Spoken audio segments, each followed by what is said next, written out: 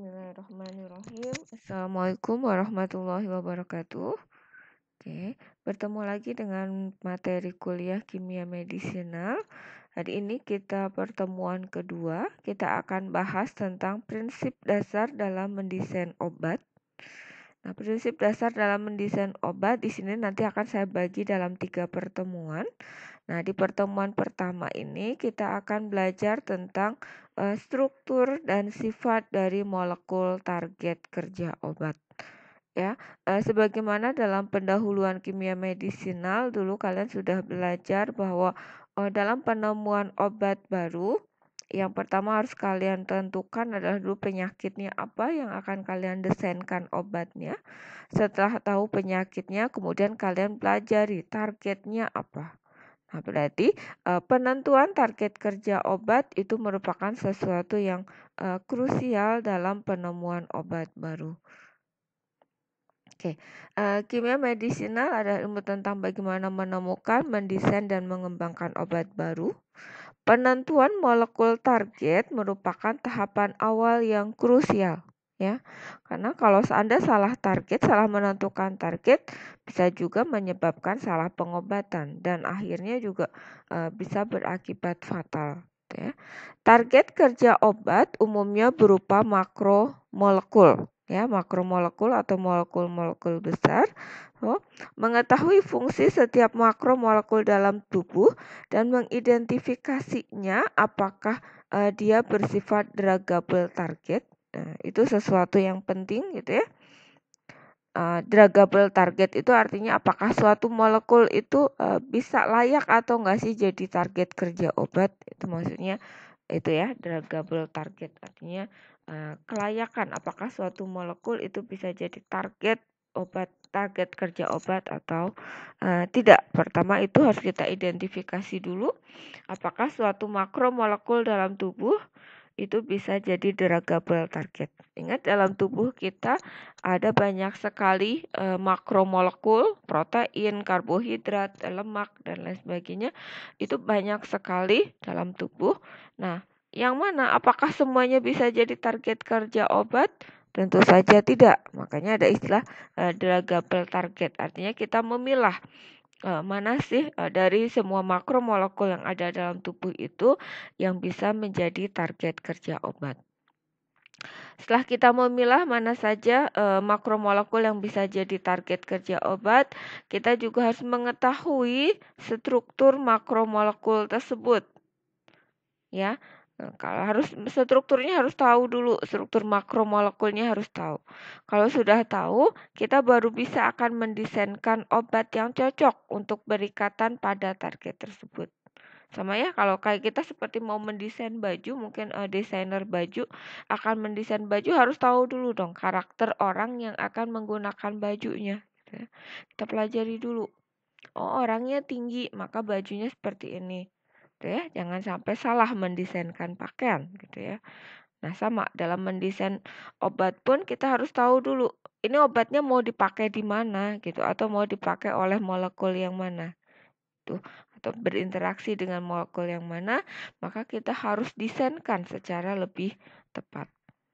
Kemudian setelah kita tahu targetnya, molekul targetnya kita tahu, berikutnya kita tentukan, kita harus mengetahui dulu di mana binding setnya. Binding setnya itu berarti lokasi pengikatannya. Makromolekulnya kan besar, gitu ya. Makromolekulnya besar, tidak mungkin obat itu berikatan di semua sisi dari makromolekul itu. Tapi ada sisi tertentu yang kita namakan sebagai binding set atau situs pengikatannya. Nah, itu kita harus ketahui juga. Setelah kita tahu binding setnya, kita harus menentukan bagaimana mekanisme kerja dari makromolekul tersebut. Ya, makromolekul tersebut kerjanya apa? Oh, misalkan enzim. Enzim itu mengkatalisis reaksi. Misalkan kita mendesain obat untuk hipertensi. Gitu ya. Misalkan obat hipertensi, kita rancang di enzim. Enzimnya kerjanya bagaimana? Oh, dia mempercepat reaksi sehingga meningkatkan tekanan darah misalkan. Nah, ketika dia meningkatkan tekanan darah, maka berarti obat yang kita desain harusnya menginhibisi aktivitas dari enzim tersebut sehingga tekanan darahnya tidak naik lagi, ya. Itu faktor yang harus kita perhatikan pada saat kita akan memilih target kerja obat. Jadi yang pertama kita harus tahu mana saja yang druggable target, mana saja yang berpotensi menjadi target kerja obat. Kemudian yang kedua kita harus mengetahui bagaimana struktur dari calon molekul target tersebut. Kemudian kita menentukan bagaimana binding setnya, di mana binding setnya. Dan terakhir, kita menentukan bagaimana mekanisme kerjanya, mekanisme makromolekul tersebut gitu ya. Menentukan makromolekul tersebut berarti juga selanjutnya bagaimana menentukan kerja dari obatnya. Apakah obatnya kita akan buat supaya meningkatkan aktivitas dari target atau akan menurunkan, gitu ya. Oke. Druggable target. Apa saja sih di dalam tubuh molekul-molekul dalam tubuh yang bisa jadi target kerja obat atau druggable target itu? Molekulnya biasanya yang pertama adalah berupa protein, ya. Ingat makromolekul yang pertama yang menjadi target kerja obat biasanya adalah protein.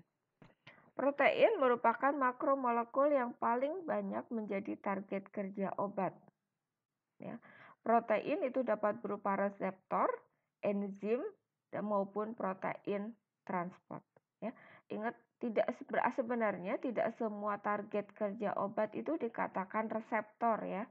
Nah, reseptor itu memang sering menjadi target kerja obat. Ini pilihan pertama target kerja obat, itu berupa reseptor. Tapi sebenarnya tidak semua target kerja obat itu dikatakan reseptor. Nah, yang dikatakan reseptor itu pada dasarnya adalah suatu makromolekul atau protein tempat kerja suatu messenger kimia. Messenger kimia itu bisa berupa neurotransmitter, bisa berupa hormon, bisa berupa imunomodulator. Nah, tempat kerja dari molekul-molekul tersebut itu dikatakan reseptor. Ya. Kalau enzim, kalian tentu tahu enzim berarti enzim ini adalah suatu protein yang punya aktivitas katalitik. Artinya dia fungsinya adalah mempercepat suatu reaksi tertentu. Reaksi kimia dalam tubuh itu yang mempercepat adalah enzim. Sementara kalau protein transport berarti dia suatu protein fungsinya adalah mengangkut ya. Protein fungsinya untuk pengangkutan apa saja, ya macam-macam bahan kimia di dalam tubuh, misalnya mengangkut suatu oksigen misalkan, mengangkut bahan makanan gitu ya. Ini namanya protein transport. Nah, ini kelompok druggable yang pertama adalah protein. Kelompok druggable kedua, druggable target yang kedua itu adalah asam nukleat. Ada beberapa obat itu yang bisa bekerja langsung pada asam nukleat. Asam nukleat itu bisa berupa DNA, bisa berupa RNA. Ya, tentu kalian sudah pernah belajar apa itu DNA dan apa itu RNA. Gitu ya. Nah, kalian tentu juga tahu bedanya apa itu DNA dan RNA. Oke, silahkan diingat-ingat kembali. Nah, target kerja kelompok druggable target yang berikutnya itu adalah organel sel. Ya. Organel sel. Kalian tahu, ingatkan ya dulu belajar sel itu di dalam sel itu ada banyak organel-organel. Nah, organel sel itu bisa berupa macam-macam, misalkan ribosom, lisosom, retikulum endoplasma dan lain-lain. Nah, itu juga mungkin untuk jadi target kerja obat. Oke. Nah, karena tadi target kerja obat itu umumnya berupa protein, kita belajar dulu protein. Oke. Protein itu apa sih? Ya, kalian bisa ingat-ingat kembali. Jadi yang namanya protein itu adalah satu makromolekul, molekul besar yang tersusun dari asam-asam amino. Ya. Nah, itu tersusun dari asam-asam amino yang saling berikatan membentuk namanya ikatan peptida. Ini misalkan struktur umum asam amino itu seperti ini misalkan ada 2 asam amino ya. struktur umum. Kenapa dikatakan struktur umum? Karena ini bagian ini pasti ada di asam amino. Setiap asam amino itu pasti punya dua bagian ini. Nih apa ini? Gugus karboksilat. Kemudian ada atom C di antara karboksilat dan N. Dan ini adalah gugus amina. Katakan asam amino itu ada gugus asamnya yaitu asam karboksilat dan ada aminonya atau aminanya. Ya, ingat asam amino itu pasti seperti itu, punya gugus asam karboksilat dan punya asam amino. Di tengah-tengahnya ada atom C, ya, berarti C yang menghubungkan antara asam karboksilatnya, antara gugus karboksilatnya dengan gugus aminanya. Nah, yang menentukan nanti adalah ini R yang di sini. Ya. Nah, ini R-nya apa? Ini yang akan berbeda-beda, gitu ya. Kalau umumnya ini pasti ada karboksilat dan aminanya pasti ada. Nah, ini nanti R-nya yang berbeda-beda, gitu ya. Nah, masing-masing asam amino di dalam suatu protein itu yang akan saling berikatan. Berikatannya namanya ikatan peptida. Nah, ikatan peptida ini terbentuk antara ini nih, gugus asam karboksilat satu asam amino. Ini kan satu asam amino, gitu ya. Bertemu dengan asam amino yang satunya lagi berikatan, tapi ikatannya dengan yang gugus aminnya. Ya, gugus amin ketemu dengan karboksil, nanti berikatan namanya ikatan peptida. Nah, berikutnya nanti di sini juga nyambung lagi, ini kan amina, berarti di sini dia harus ketemu sama karboksilatnya, ya. Nah, di sini karboksilatnya berarti dia harus berikatan dengan amina dari asam amino yang lain. Seperti itu ya. Nah, setiap protein itu bisa memiliki struktur, itu terdiri dari struktur primer, sekunder, dan tersier. Itu yang semua protein punya. Kalau kuartener itu tidak semua protein punya ya. Ingat, jadi hanya primer, sekunder, tersier itu dimiliki oleh semua protein strukturnya. Nah, kalau kuartener itu belum tentu punya. Suatu protein belum tentu punya struktur kuartener. Nah, kita pelajari satu-satu apa itu struktur primer. Struktur primer dari suatu protein itu adalah tadi ikatan-ikatan peptida yang terbentuk antara asam-asam amino. Jadi setiap protein tersusun oleh asam-asam amino yang saling terikat melalui ikatan peptida. Ikatan peptida tersebutlah yang membentuk struktur primer protein. Ya, jadi struktur primer itu ya terbentuk oleh asam amino berikatan peptida terus memanjang gitu ya. Maka harusnya lurus ikatan peptida gitu ya. Maka harusnya bentuk dari struktur primer itu harusnya lurus gitu ya, karena dia ikatan peptida terus memanjang. Itu. Ikatan peptida itu berarti yang membentuk dari struktur primer. Ikatan ini bersifat planar akibat adanya resonansi yang mengakibatkan rotasi hanya terjadi pada struktur samping ya. Jadi sebagai rangka utamanya ikatan peptida itu sebenarnya lurus ya. Harusnya kan lurus ini kan langsung berjajar. Kalau kalian perhatikan ini karboksilat sama amino ikatan. Ini di sini nanti ini amina berikatan dengan karboksilat. Lurus terus akan memanjang, harusnya seperti itu, ya. Harusnya seperti ini memanjang kalau hanya kita memperhatikan struktur primernya. Nah, tapi berikutnya kita lihat masalah.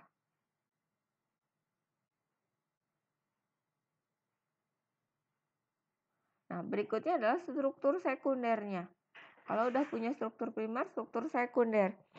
Nah, struktur sekunder itu terbentuk dari ikatan sebenarnya biasanya sih antara ikatan karena pengaruh dari rantai sampingnya. Kalau kalian tadi perhatikan, ini RR ini namanya rantai sampingnya. Nanti rantai sampingnya kan beda-beda ya. Nah, mereka inilah kalau rantai utama dari suatu protein itu sebenarnya akan lurus, tapi ini si rantai samping ini kan bisa meliuk, bisa ini berikatan sama ini R ini dengan R ini nanti mungkin mau berdekatan. Mereka ada kemungkinan untuk membentuk ikatan hidrogen misalnya. Nah, kalau misalkan R ini dengan R ini membentuk ikatan hidrogen, maka kan bentuknya akan berubah, nggak akan lurus lagi ya. Si proteinnya itu nggak akan lurus lagi. Nah, ini struktur sekunder. Struktur sekunder merupakan daerah tertentu pada protein yang ditentukan oleh rantai samping protein. Struktur ini sangat menentukan bentuk dan sifat dari protein struktural. Ada 3 struktur sekunder utama, yaitu alpha helix, beta plasmid, dan beta turn. Gitu ya. Ini bentuk struktur yang utamanya. Alpha helix itu terbentuk karena adanya ikatan hidrogen intramolekuler ya. Intramolekuler berarti dalam satu molekul. Molekul yang mana? Molekul protein. Ya, tadi ada rantai samping, misalkan rantai samping asam amino ke-1 membentuk ikatan hidrogen dengan asam amino ke-5 misalkan. Untuk ikatan hidrogen. Nah, maka mereka akan merubah bentuk dari struktur dari protein tersebut, maka akan terbentuklah yang namanya alpha helix, karena alpha helix ini terbentuk oleh ikatan hidrogen. Kemudian ada beta plasmid, itu terbentuk karena ada lapisan rantai samping protein di atas rantai samping yang lain. Rantai samping, misalkan rantai samping asam amino ke-5 itu menindih lantai samping ke-10. Itu namanya nanti membentuk namanya beta plasmid, lembaran gitu ya, lembaran di atas lembaran beta plasmid itu. Kemudian ada beta turn itu lekukan gitu ya. Terbentuk karena adanya rantai polipeptida yang berputar secara mendadak. Rantai polipeptida. Polipeptida berarti kan banyak peptida, ikatan peptida, misalkan ikatan peptida ke 6 sampai ke 15 misalkan dia putar, bentuknya memutar ke arah yang berlawanan, maka itu membentuk namanya struktur beta turn. Nah, ini bentuk alpha helix. Alpha helix itu terbentuk oleh ikatan hidrogen, jadi ada ikatan hidrogen intermolekuler. Ya, ikatan hidrogen. Kemudian kalau beta plasmid itu lembaran di atas lembaran yang lain, jadi ada lembaran polipeptida di atas rantai samping di atas rantai samping yang lain, itu membentuk beta plasmid. Kemudian kalau beta turn itu terbentuk karena ada belokan.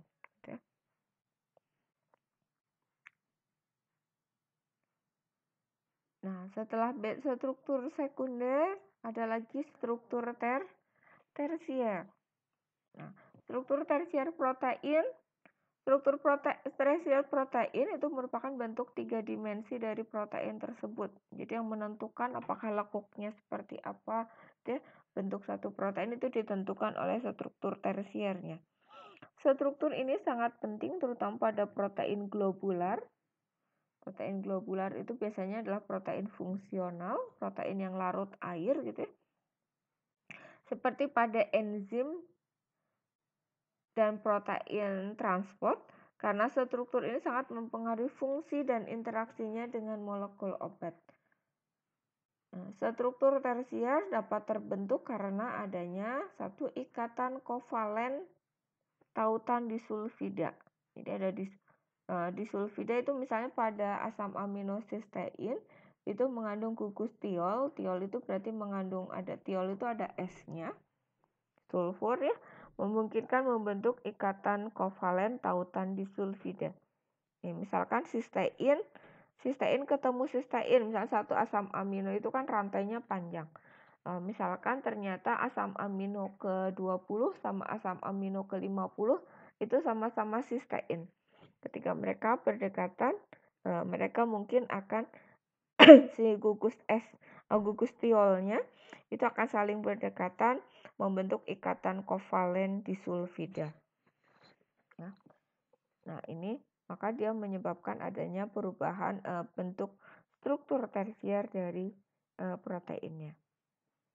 Kemudian selain karena ikatan kovalen tautan disulfida, struktur tersier juga bisa terbentuk karena adanya ikatan ionik atau elektrostatik. Ikatan ionik atau jembatan garam dapat terbentuk antara ion karboksil dari residu asam amino. Jadi asam amino itu sebenarnya kan ada asam amino yang bersifat asam, ada asam amino yang bersifat basa, dan asam amino yang cenderung netral. Nah, asam amino yang asam, apakah asam atau basa atau netral, itu tadi sama saja ditentukan oleh rantai sampingnya. Nah, asam amino yang bersifat asam itu ada dua macam, ada asam aspartat dan asam glutamat. Nah, mereka gugus di rantai sampingnya kan berarti punya gugus karboksilat. Gugus karboksilat jika ketemu dengan gugus aminium dari asam amino basa, ya, asam amino basa itu misalnya lisin, arginin, dan histidin, itu ada 3 ya, lisin, arginin, histidin. Nah, mereka akan membentuk yang namanya jembatan garam. Jembatan garam itu pada dasarnya ya reaksi ikatan pembentukan ikatan ionik. Ya, ini seperti ini. Ada gugus karboksil, jadi terionisasi, asam karboksilatnya terionisasi, maka menjadi COO-, ya. Sementara sampingnya asam amino yang bersifat basa, dia akan membentuk asam ion aminium. Aminium itu NH3+ gitu ya. Nah, negatif, positif mereka akan berikatan membentuk ikatan ionik. Oke. Nah, ini menyebabkan terbentuknya struktur tersier. Nah, ini struktur tersier selain oleh ikatan kovalen disulfida, kemudian selain oleh ikatan ionik, bisa juga oleh ikatan hidrogen. Ya. Ikatan hidrogen ini merupakan ikatan hidrogen itu pada dasarnya juga ikatan ikatan ionik, tapi ini ioniknya sangat lemah, gitu ya. Nah, ikatan hidrogen itu terbentuk antara HBD atau hidrogen bond donor dan hidrogen bond akseptor. Apa sih HBD dan HBA? Nah, HBD dan HBA itu misalnya seperti ini. Gugus ini misalnya ada gugus OH ya, di suatu asam amino itu ada gugus OH-nya, rantai sampingnya ada OH. Nah, kalian tahu O itu sebenarnya elektronegatif, sementara H elektropositif ya.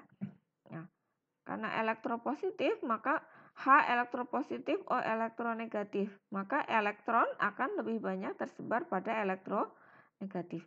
Maka elektron itu akan ngumpul di daerah O, di atom O ini. Nah, di atom O. Maka menyebabkan O itu bersifat lebih elektronegatif lagi, ya. Sementara H di sini ada OH juga, sama ya. OH ini kan OH juga. Nah, sama kan H itu elektropositif, O-nya elektronegatif. Maka di sini H di sini berarti kekurangan elektron ya kan, miskin elektron. Kenapa katakan miskin elektron? Karena elektronnya lebih banyak kumpul di O. Ini di sini O-nya kaya elektron. Nah, antara O yang kaya elektron dengan H yang miskin elektron, nah mereka punya ketertarikan saling melengkapi, membentuk namanya ikatan hidrogen. Jadi ikatan hidrogen itu terbentuk antara atom yang kaya elektron, gampangnya kaya elektron atau disebutnya hidrogen bond donor. Jadi hidrogen bond akseptor, maaf. Jadi atom yang miskin, yang kaya elektron, ini yang kaya ya, yang kaya elektron itu disebutnya HBA atau hidrogen bond akseptor. Sementara hidrogennya itu disebut hidrogen bond donor. Nah, hidrogen bond donor itu adalah hidrogen yang miskin elektron. Ya. Dia mendonorkannya hidrogennya. Hidrogennya sendiri dia miskin elektron, gitu. Jadi ini membentuk ikatan namanya ikatan hidrogen. Ya. Terus Selain karena ikatan hidrogen, struktur tersier juga bisa terbentuk oleh interaksi van der Waals dan hidrofobik. Interaksi ini lebih lemah dari ikatan hidrogen dan terbentuk di antara dua daerah hidrofobik pada protein. Dua daerah hidrofobik. Jadi antara misalkan hidrofob saling ketemu, jadi ada daerah dua hidrofob saling berdekatan. Nah, mereka kemungkinan akan membentuk interaksi van der Waals ya. Hidrofob tahu kan ya? Nah, yang hidrofob itu biasanya yang rantai C-nya rantai C saja, tidak ada yang elektronegatifnya. Nah, maka mereka cenderung hidrofob. Misalkan ini CH3 ini kan nggak ada yang elektronegatif, ini CH3 sama ya, dia hidrofob ketemu hidrofob, ini jadi yang sama, itu membentuk interaksi van der Waals ya. Gitu ya. Ini hanya interaksi yang terbentuk oleh kesamaan, itu hanya van der Waals ya. Nah, tadi kan ada ikatan hidrogen, ikatan ionik, itu kan terbentuk oleh yang beda gitu ya. Hidrogen pada dasarnya oleh HBD dan HBA, yang miskin elektron dengan kaya elektron. Berikatan bentuk ikatan hidrogen. Ikatan ionik bentuk antara ion positif dan ion negatif, kan beda, mereka berikatan gitu ya. Terus tadi yang satu lagi adalah apa namanya? Ikatan kovalen. Oh ya, ikatan kovalen juga ini kesamaan ya. Jadi sama juga, ikatan kovalen terbentuk oleh kesamaan. Ya. Kesamaan adanya sama-sama tiol gitu ya, gugus tiol. Jadi mungkin kalian di sini bisa menyimpulkan bahwa suatu ikatan kimia itu bisa terbentuk karena persamaan maupun perbedaan. Oke. Tuh. Nah, terus ingat bahwa dalam struktur tersier ini, ikatan-ikatan ini, ikatan kovalen, ikatan ionik, ikatan hidrogen van der Waals dan interaksi van der Waals itu terjadi secara intramolekuler. Jadi dalam molekul yang sama. Karena nanti kita juga akan membahas ada ikatan ionik, ikatan hidrogen, interaksi van der Waals, tapi itu sebagai intermolekuler. Ya, bukan intra. Ingat ada dua ikatan, intramolekuler dan intermolekuler, kalian harus bisa membedakan. Itu struktur tersier. Berikutnya ada struktur kuartener. Nah, struktur kuartener itu pada dasarnya adalah struktur yang terbentuk oleh interaksi van der Waals dari dua subunit protein. Di protein itu ada yang punya beberapa subunit. Ya, subunit itu biasanya hampir sama, sebenarnya strukturnya itu hampir sama ya. Struktur sekundernya, struktur tersiernya itu pada dasarnya hampir sama. Jadi ada protein yang seperti ini, dua bentuk kelompok protein, misalnya ada rantai dua kelompok rantai A, rantai B. Kemudian itu masing-masing sebenarnya strukturnya hampir sama gitu ya. Nah, ini masing-masing disebut sebagai subunit protein. Nah, kalau suatu protein itu memiliki subunit lebih dari satu, maka mereka akan membentuk namanya ada struktur kuartener.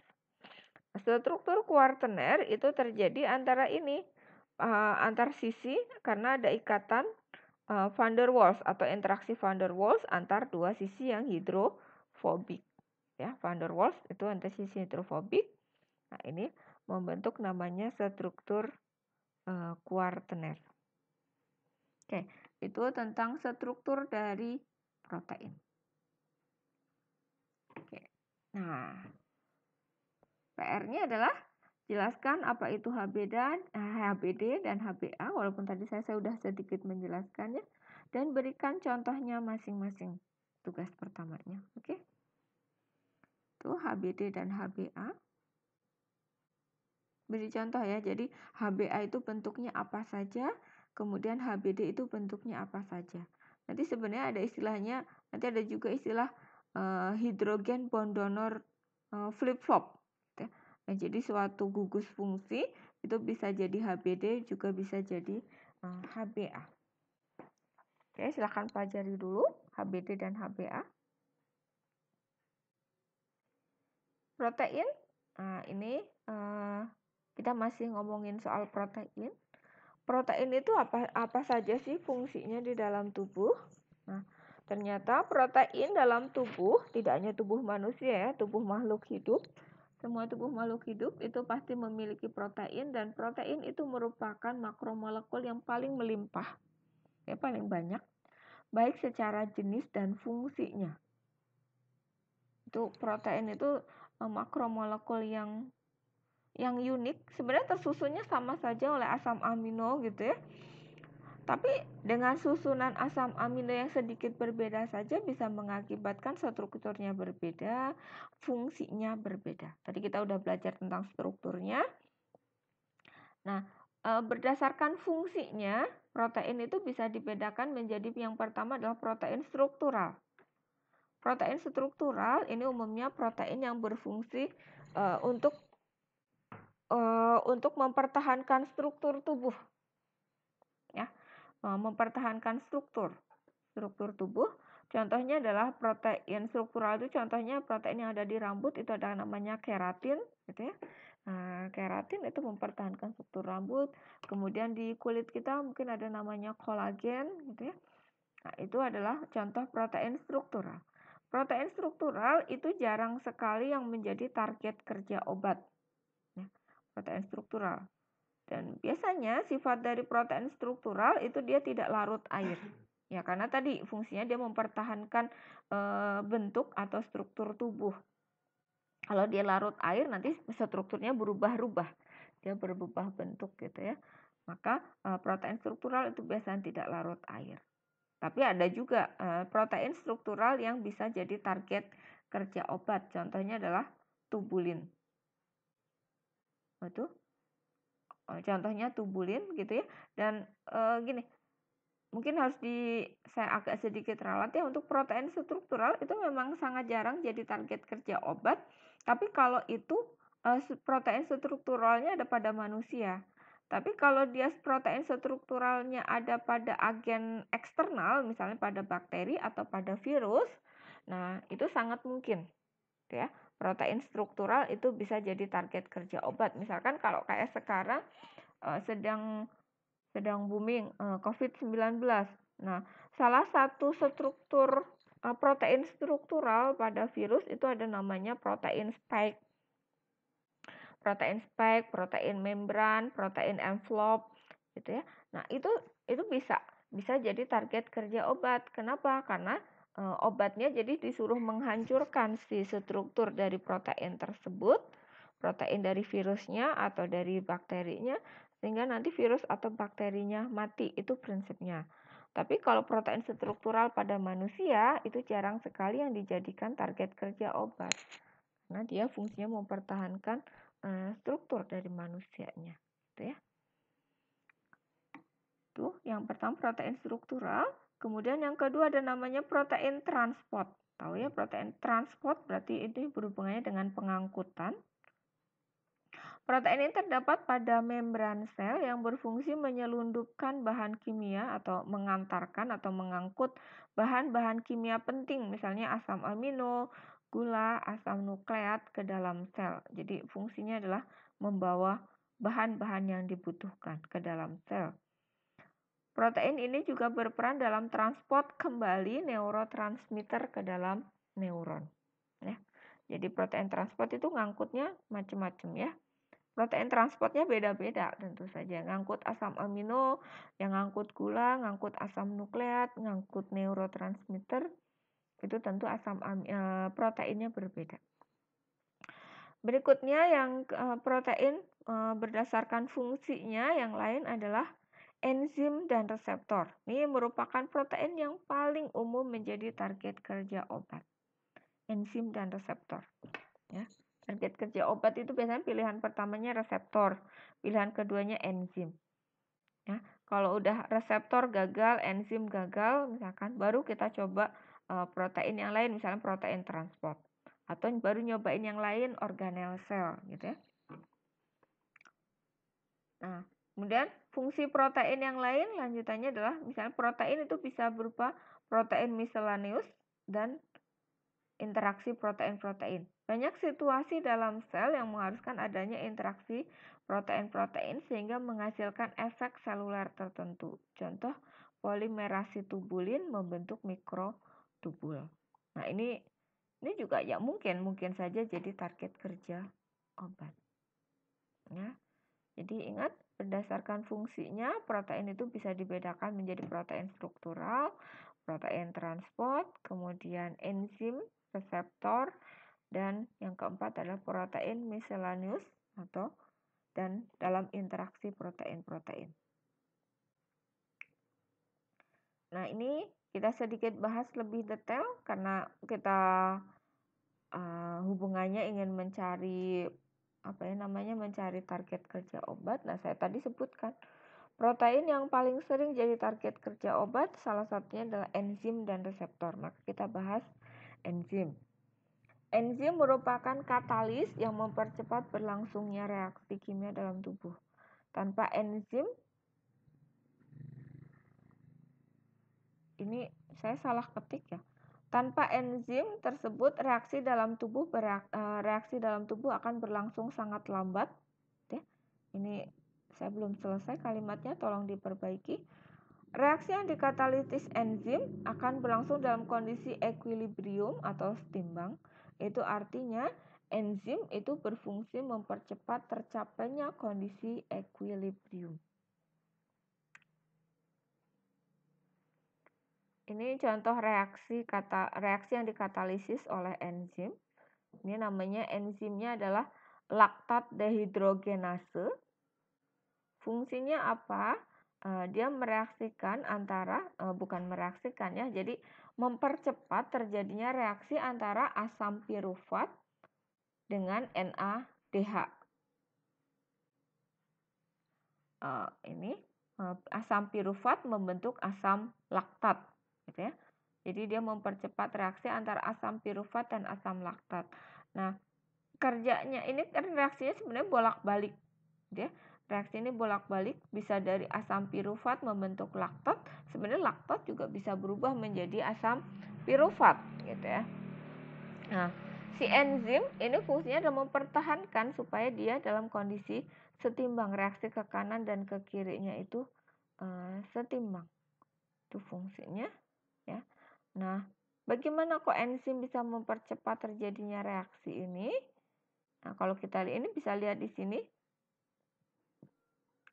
Jadi sebenarnya enzim itu mempercepat reaksi itu dengan mengupayakan jalan lain, gitu ya.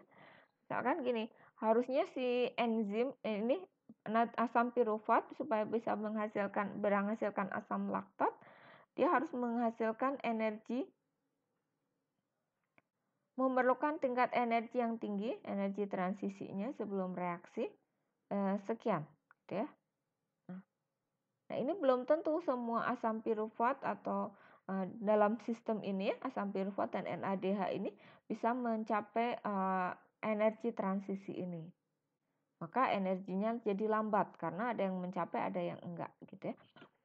Nah, dengan adanya enzim, enzim itu mengupayakan jalur lain, gitu ya, yang tingkat energinya lebih rendah. Ketika dia tingkat energinya lebih rendah, maka akan semakin banyak asam pirufat dan NADH yang bisa mencapai tingkat energi ini. Ketika dia sampai tingkat energi ini kan bisa berarti semakin bisa bereaksi. Nah, dengan seperti itu, maka semakin banyak asam pirufat yang bisa bereaksi membentuk asam laktat. Ini prinsip dari mekanisme kerja dari enzim. Enzim mengkatalisis reaksi dengan cara satu, ya, menyiapkan permukaan enzim sebagai tempat berlangsungnya reaksi dengan kondisi yang sesuai. Jadi apa ya, kalau misalkan mudahnya mereka bereaksi di luar enzim itu lama karena tingkat energinya lebih tinggi. Nah, enzim itu dengan baik hati memberikan tempatnya, bereaksinya di saya saja, di enzim gitu ya. Di enzim saja, tingkat energi saya lebih rendah gitu. Jadi kalian lebih mudah bereaksi gitu. Prinsipnya seperti itu. Kemudian, enzim memposisikan reaktan pada posisi yang tepat untuk terjadinya reaksi. Jadi si enzimnya diposisikan di reaktannya. Kalau tadi kan berarti asam piruvatnya itu sebagai reaktan ditempatkan pada enzim, kemudian melemahkan melemahkan ikatan pada reaktan sehingga reaktannya lebih mudah bereaksi. Kemudian berpartisipasi dalam mekanisme reaksi, ya tadi ikut melemahkan tadi. Kemudian enzim membentuk interaksi yang kuat dengan kondisi transisi dibandingkan dengan substrat atau produk. Ya, sehingga si kondisi transisinya itu dipertahankan sehingga tidak kembali lagi ke bentuk asalnya gitu ya, sehingga mereka lebih mudah bereaksi. Oke, itu mekanisme kerja dari enzim. Oke. Nah, dalam enzim itu ada istilah kofaktor. Kofaktor adalah bagian non-protein dari enzim. Bagian non-protein ya. Kalau protein kan tersusun dari asam amino. Nah, ini kofaktor itu dalam suatu protein biasanya ada namanya kofaktor, itu bagian non-enzim.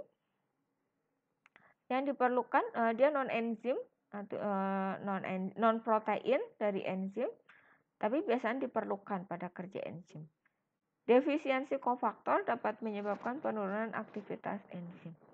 Kofaktor itu dapat berupa ion logam, misalnya Zn2+, apa gitu ya. Nah, atau molekul kecil yang disebut koenzim. Jadi kalau kofaktor itu makanya biasanya disebut kofaktor itu kalau basisnya logam. Sementara kalau non logam itu biasanya disebutnya koenzim. Oke. Nah, ini tugas kedua adalah tuliskan klasifikasi enzim. Oke, enzim itu ada apa saja sih? Kelompok enzim itu apa saja? Coba diingat-ingat kembali.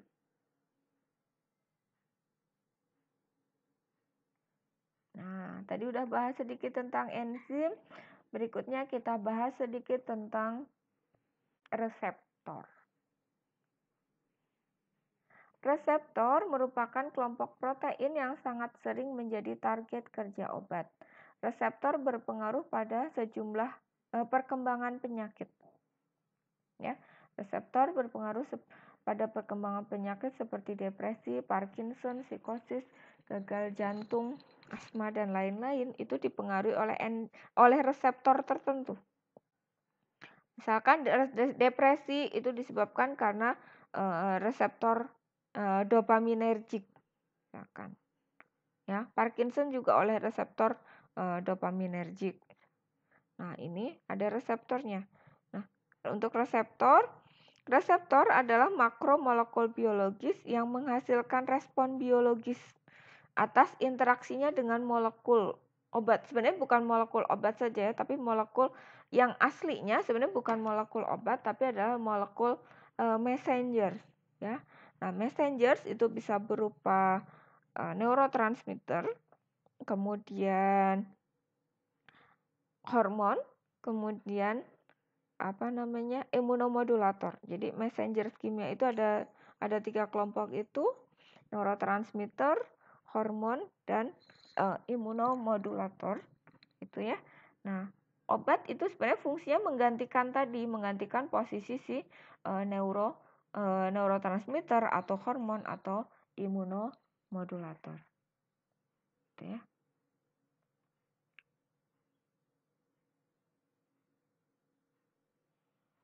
Ini sedikit overview.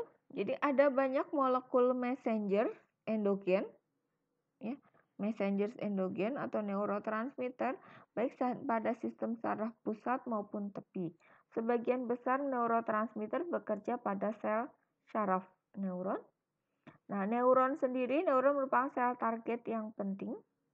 Otak tersusun dari miliaran sel neuron yang terspesialisasi memicu dan melakukan impuls bioelektrik, berkomunikasi antar sel dan mengatur semua jaringan dan organ. Neuron terdiri dari beberapa bagian yaitu dendrit, soma, akson, dan terminal buton. Konduksi syaraf atau nerve conduction adalah proses di mana informasi listrik diteruskan sepanjang sel otak tertentu. Sedangkan transmisi sinaptik adalah proses di mana neuron-neuron saling berkomunikasi satu sama lain dengan organ-organ target yang secara fisiologis saling mempengaruhi. Transmisi sinaptik memungkinkan terjadinya potensi aksi berupa lompatan dari satu neuron ke neuron berikutnya. Ini overview-nya. Nah, ini misalkan contoh bentuk neuron ya. Neuron itu tersusun dari ada dendrit, ada terminal akson, terminal buton, akson, soma. Nah, di antara mereka ada namanya sinap.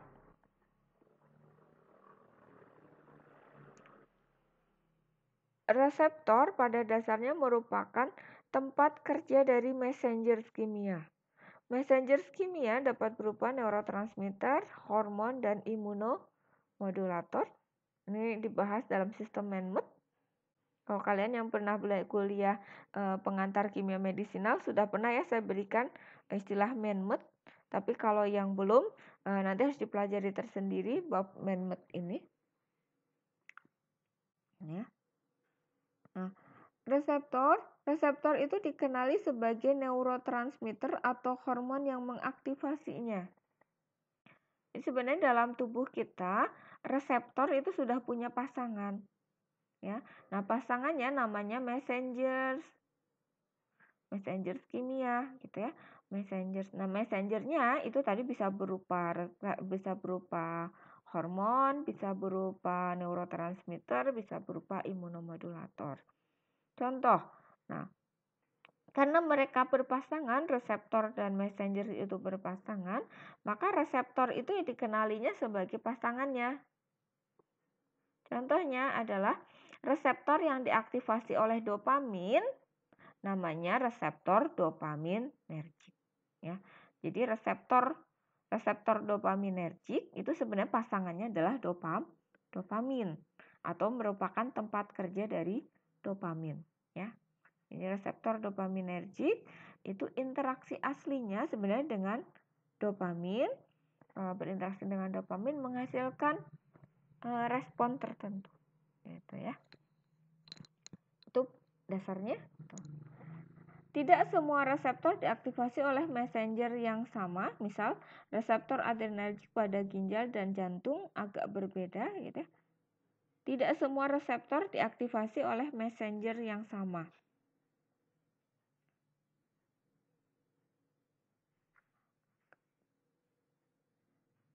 Maksudnya gimana?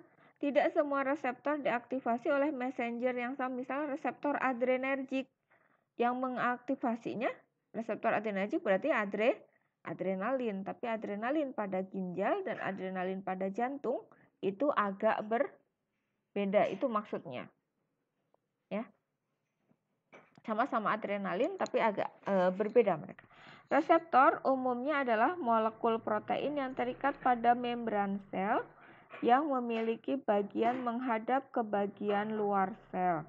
Bentuk permukaan protein tersebut beragam, bisa berupa cekungan, jurang, atau punggung gunung. Messenger yang menempati sisi aktif reseptor menyebabkan terjadinya induced speed dan mengakibatkan perubahan efek. Ya, tuh. Jadi reseptor itu biasanya terikat pada membran protein. Membran sel, maaf ya. Jadi reseptor itu terikat pada membran sel. Nah, dia makromolekul, molekul besar terikat pada membran sel. Nah, di dalam membran sel itu ada cekungannya. Biasanya ada cekungan, ada kayak jurang, ada kayak bentuk ya lekukan gitu. Nah, itu biasanya menjadi tempat kerjanya dari messengersnya. Jadi messengers terikatnya dilakukan atau cekungan itu. Atau istilah lainnya adalah binding site.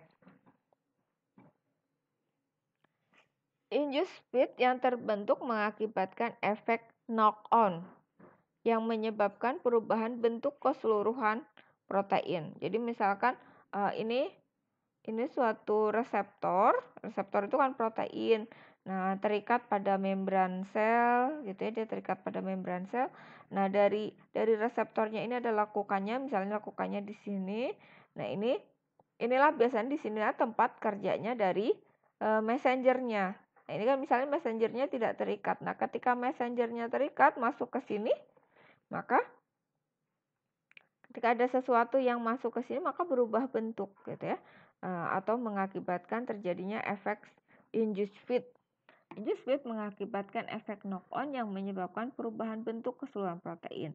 Hal ini merupakan tahapan krusial dalam aktivasi reseptor dan memicu efek domino yang mempengaruhi senyawa-senyawa kimia dalam sel. Nah, perubahan bentuk dari si reseptor inilah yang mengakibatkan terjadinya efek. Ya, efek itu sebenarnya gimana ya? Efek artinya ketika dia berubah bentuk, mungkin senyawa-senyawa kecil yang tadinya nggak bisa lewat, ketika misalkan bentuknya jadi mengkerut, jadi lebih ramping misalkan, maka dia bisa lewat. Nah, di situ ada efek. Artinya dia dan mengaktifasinya seperti itu. Atau mungkin ada celah yang tadinya tertutup jadi terbuka, maka zat-zat tertentu bisa lewat dan akhirnya terjadi reaksi. Efek domino ini melibatkan sejumlah protein dan enzim yang kemudian menghasilkan efek biologis yang dapat diamati. Nah, itu kita udah bahas target kerja yang pertama ada enzim, kemudian reseptor. Nah, sekarang ada asam nukleat. Asam nukleat itu bisa berupa DNA, bisa berupa RNA. Ingat ya singkatannya DNA itu apa, RNA itu apa, bedanya apa? Nah, jelaskan bagaimana struktur DNA dan RNA. Oke. Ini untuk pertemuan kita hari ini saya cukupkan sekian. Nah, silahkan tugasnya dituliskan. Nah, kerjakan tugas yang saya sampaikan dalam PPT ini. Kemudian nanti diupload ke e-study. Ya, diupload di e-study di kolom tugas e-study. Dan berikutnya silahkan kita lanjutkan diskusinya juga kita lanjutkan di forum e-study. Terima kasih untuk perhatiannya. Assalamualaikum warahmatullahi wabarakatuh.